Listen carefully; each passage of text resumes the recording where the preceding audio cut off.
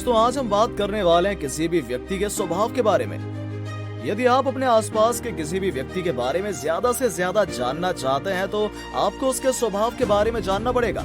यकीन मानिए इस वीडियो में आप दुनिया के किसी भी व्यक्ति को कुछ ही देर में समझ सकते हैं। तो चलिए शुरू करते हैं। दोस्तों ऐसे कई लोग होते हैं जो शर्मीले होते हैं। उनको अगर किसी बात को किसी से कहना है या पूछना है तो वो बोलने से पहले 10 बार सोचेंगे।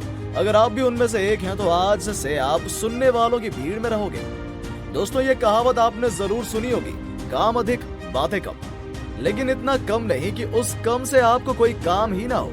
ऐसे लोग बनकर रहने में कई हानियां भी हैं। आप इसे भी एक बीमारी के रूप में ही देख सकते हैं। हमने कई ऐसे लोग भी देखे हैं जो पास में भी रहकर अपनी बातों को या अपनी भावनाओं को टेक्स्ट या मैसेज के जरिए अभिव्यक्त करते हैं। ऐसे लोग हमेशा बैक बेंचर्स बनकर रह जाते हैं। क्लास में अगर कुछ पूछने का भी मन करता है तो सोचते हैं कि यहाँ नहीं, एकांत में पूछेंगे। ये सारी हरकतें बहुत ही अजीब हैं दोस्तों, और इस बीमारी को भी नजरअंदाज नहीं करना चाहिए। तो दोस्तों आज हम बात करेंगे कि जब कोई भी बच्चा बोलने से डरता है या संकोच करता है तो उसे इसमें कैसे बदलाव लाना चाहिए और क्या करके अपनी कम्युनिकेशन स्किल्स को डेवलप कर सकते हैं। दोस्तों इस दृष्टिकोण से या सोशल बॉन्डिंग के हिसाब से 3 तरह के लोग होते हैं। पहला इंट्रोवर्ट्स, दूसरा एम्बिवेलेंट, तीसरा एक्सट्रोवर्ट्स। दोस्तों इंट्रोवर्ट्स वो होते हैं जो बिल्कुल भी बोलना पसंद नहीं करते। वो इतने शर्मीले होते हैं कि चाहते हैं बिना बोले ही हमारा काम हो जाए। इस तरह के लोग अकेला रहना पसंद करते हैं और इनके दोस्त भी ना के बराबर होते हैं। उसके बाद आते हैं एम्बिवर्ट्स। ये वैसे लोग होते हैं जो अकेले भी रहना पसंद करते हैं और कभी कभी पार्टी ग्रुपबाजी भी ये सामान्य लोग होते हैं। इसके बाद आते हैं एक्सट्रोवर्ट्स। ये वैसे लोग होते हैं जो अकेले रह ही नहीं सकते।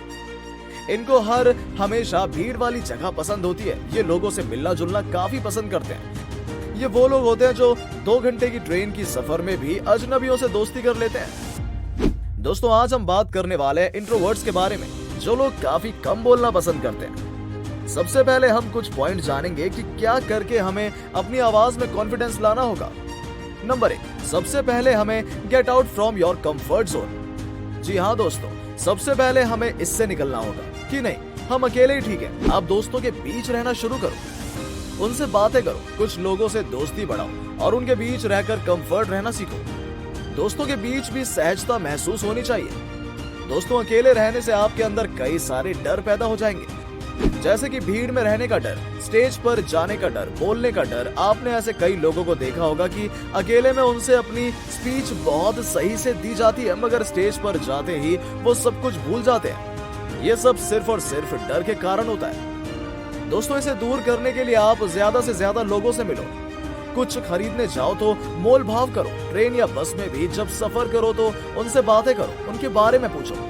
ऐसा करने से सबसे पहले आपके मन से डर दूर होगा और आप अजनबियों के साथ रहकर भी सहज महसूस करोगे। कहते हैं दोस्तों कि सबसे पहले ये भूल जाओ कि आप कुछ हो। इसमें आपका ईगो कभी बीच में नहीं आना चाहिए। आप प्रोग्राम में भाग लो, स्पीच दो, अगर भूल गए तो दोबारा दो। एक बार पैर लड़खड़ाएगा, एक बार दिल धड़केगा, एक बार संकोच होगा, मगर दूसरी बार नहीं होगा। ये आप अपने मन से निकाल दो कि अरे यार मैं तो स्पीच ही भूल गया था, हमारी तो बेइज्जती हो गई थी। नहीं, ऐसा नहीं है। आप ये सोचना बंद करोगे तो खुद ब खुद वो डर दूर हो जाएगा। Number 2, get some topic to talk. दोस्तों आप किसी से भी इसलिए बात नहीं कर पाते हो क्योंकि आपको पता ही नहीं होता है कि मैं उससे क्या बात करूं, क्या बोलूं। और ऐसा इसलिए होता है क्योंकि आपने कभी किसी से बात ही नहीं की है। हर चीज की एक एक्टिविटी होती है, एक एक्सरसाइज होती है। आपका दिमाग इतना सुस्त हो जाता है कि आपके पास कोई शब्द ही नहीं रहता है। इसलिए जब आप बैठे रहते हो तो उस समय ही टॉपिक सोच लो कि हमें उससे क्या बात करनी चाहिए और उसके बाद बेझिझक जाकर उस पर चर्चा करने लगो। Number 3, if you are not confident just act confident. दोस्तों मैंने आपको पहले ही बता दिया था कि ये भूल जाओ कि तुम कुछ हो और तुम्हारी कुछ इज्जत भी है।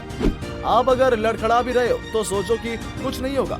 अगर आपको स्टेज पर ही कुछ कहना है और वहां जाने से पहले ही आप डरे हुए हो तो वो काम कभी नहीं होगा। इसके लिए एक लंबी सी सांस लो और अपनी चाल में भी कॉन्फिडेंस लाओ।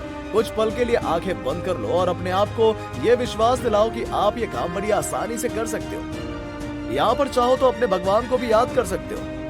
उसके बाद आराम से स्टेज पर जाओ और कुछ सेकंड के लिए उस टॉपिक पर ध्यान केंद्रित कर बोलना शुरू कर दो। जरूर आप में इतना कॉन्फिडेंस आ जाएगा कि आप बेझिझक अपनी पूरी बात कह दोगे।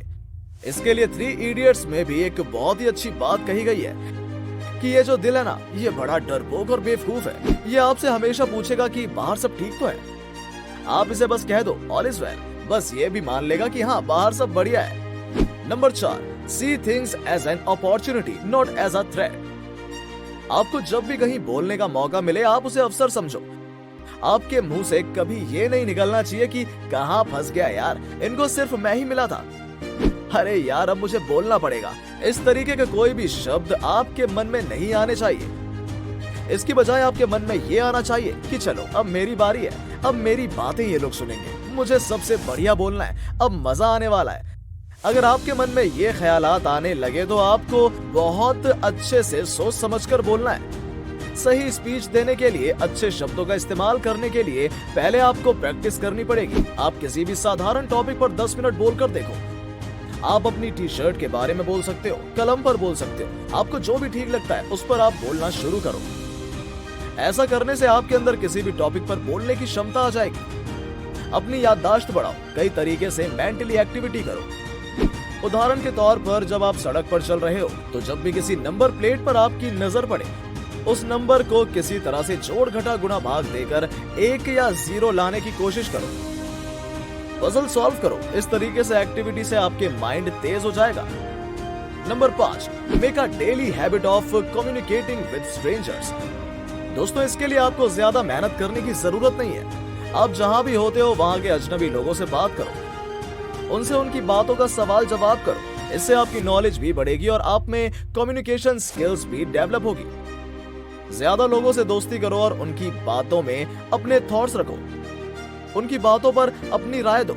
अच्छे अच्छे वीडियोस देखो, किताबें पढ़ो, क्योंकि बोलने या किसी भी जगह में आपकी भी भागीदारी हो। इसके लिए आप में ज्ञान भी होना चाहिए। ऐसा कहा गया है कि अच्छा वक्ता होने के लिए एक अच्छा श्रोता होना पड़ता है।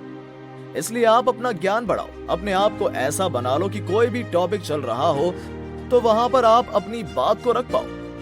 दोस्तों अगर आपको ये वीडियो अच्छी लगी हो तो आप अपने सोशल मीडिया पर जरूर शेयर करें।